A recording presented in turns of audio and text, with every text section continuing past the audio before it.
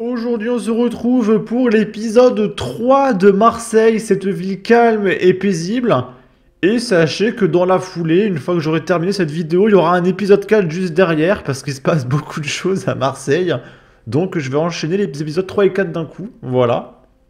Et là, on va commencer par Vincent, un chef d'entreprise de 50 ans, qui décrit une ville totalement tombée sous l'emprise des trafiquants de stupes. Les policiers m'ont dit qu'ils ne pouvaient rien faire. On est sur RMC. C'est Apolline de Malherbe qu'on voit là-haut. J'ai un local, moi, en plein centre-ville de Marseille. Ouais. Ce local, devant, il y a un point de deal. D'accord. Ok. Les locataires de ce local me disent, Vincent, on peut plus rester parce que nos clients, ils peuvent pas rentrer dans le local. Ils sont embêtés par les jeunes qui dealent devant. J'ai pris le scooter, je suis descendu, j'ai voulu parler avec eux. Il a voulu me monter dessus. Quand je vous dis monter dessus, c'est une expression à Marseille. Il a voulu m'impressionner. Il m'a dit, écoutez, c'est simple.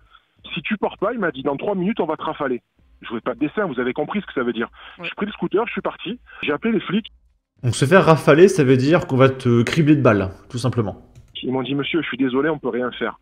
Pour arriver à faire partir le point de deal, il a fallu que j'appelle un ami à moi, dont la famille a le cul entre deux chaises, pardonnez-moi l'expression, qui contacte quelqu'un qui était en prison à Paris, qui lui-même a contacté quelqu'un qui était en prison à Luynes, et qui lui-même a réussi à contacter le mec qui tenait le point de deal pour faire bouger les mecs qui dealaient devant le local. On n'est plus dans de la peur, ou on n'est plus dans du trafic. C'est de la barbarie, de la barbarie. Et une fois que ça dérape, je veux dire, ils sont inarrêtables. J'ai un local, moi. Voilà, et puis la police ne va rien faire, tout simplement. Et ce qui est très bizarre, c'est qu'il y a cet article qui est sorti.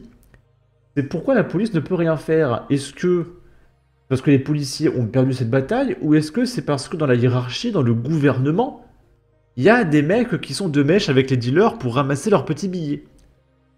Marseille, 4 ans de prison requis contre un policier accusé d'avoir informé le grand banditisme marseillais grâce à ses accès aux fichiers. Il a déjà été condamné pour avoir tenté de faire passer des portables en prison. Donc s'il y a des policiers qui font ça, vous inquiétez pas qu'il y a des députés, des ministres, des maires, des ambassadeurs, etc. dans des affaires que vous imaginez même pas. Hein.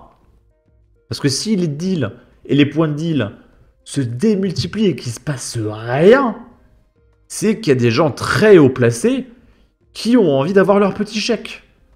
En plus de leur salaire de maire, de député, etc. Hein. Ils doivent être tellement riches, mais c'est délirant. Hein. Rachid.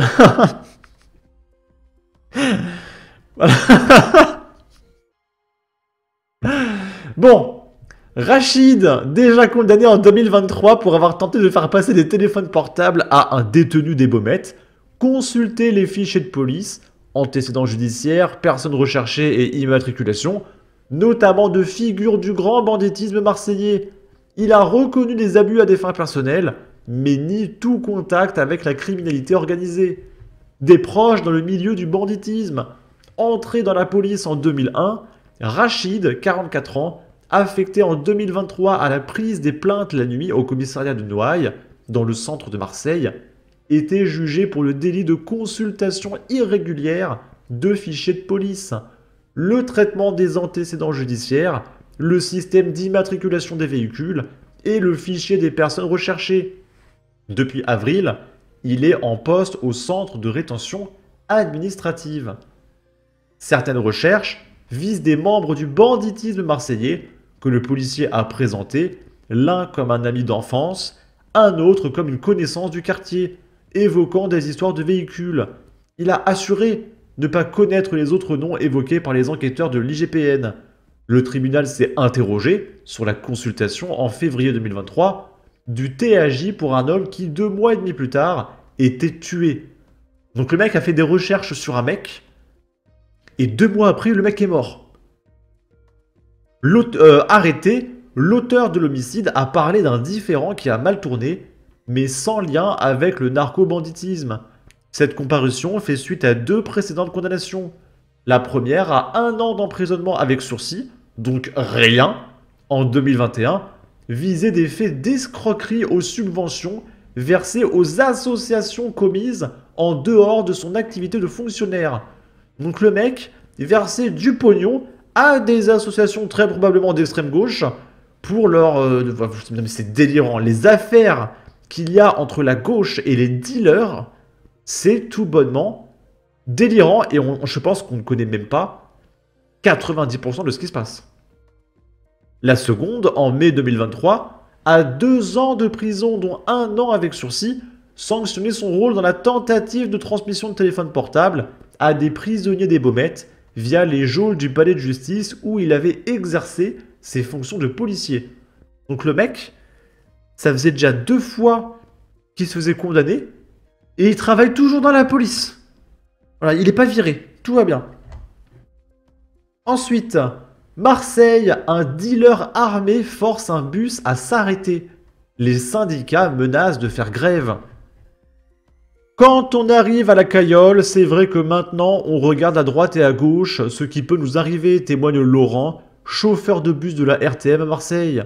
Un témoignage édifiant recueilli par France Bleu Provence, alors que samedi dernier, le service sur la ligne 23 entre le rond-point du Prado et Beauvallon dans les quartiers sud a été interrompu à cause de l'irruption d'un homme armé en scooter vers 17 h au niveau de la cité de la Cayolle, dans le 9e arrondissement de Marseille. L'individu recherche visiblement 2 passagers dans cette cité, connue comme l'un des plus gros points de vente de stupes de la ville. Ce n'est pas la première fois que cela arrive selon la CGT, qui affirme qu'il ne se passe plus un jour sans que des incidents violents n'éclatent dans ce quartier, en pleine journée comme la nuit. Il y avait un barrage filtrant qui était mis au sol, avec des chariots, des palettes pour nous empêcher de passer. Laurent, chauffeur de bus, sur la ligne 23 témoigne. Toujours en vigilance, au cas où il y aurait un projectile qui vient ou des jeunes qui sortent et qui sont agressifs, pas plus tard que lundi matin, il y avait un barrage filtrant qui était mis au sol avec des chariots, des palettes pour nous empêcher de passer, témoigne le chauffeur, qui raconte aussi comment il est obligé alors de zigzaguer sur son trajet. Quand une personne extérieure au bus prend à partie des jeunes installés à l'intérieur du véhicule, comme samedi dernier, il a eu peur. Je me suis dit, si les 2 jeunes à l'intérieur aussi étaient armés, qu'est-ce qui se serait passé? Ça aurait pu partir en fusillade avec des gens à l'intérieur du bus. C'est tout simplement effrayant. Des dealers qui peuvent monter à bord et fouiller des passagers aussi. Partout dans Marseille, ça se passe comme ça. Donc ça devient plus difficile de travailler dans ces conditions-là, se résigne Laurent. Ici, à Marseille, un homme de 60 ans reçoit un coup de couteau gratuitement sans aucune raison dans un bus. Dans les bus RTM qui desservent quotidiennement les quartiers de la cité phocéenne, les motifs d'ire divers et variés ne manquent pas.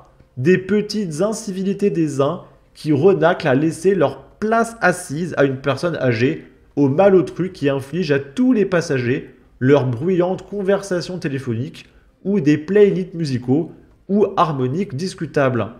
Mais il n'y aurait pas de motif apparent dans le coup de couteau qui s'est vu infliger un usager de 61 ans ce matin, peu avant 6h30, dans le bus où il avait pris place et qui empruntait l'avenue Ibrahim Ali au moment des faits.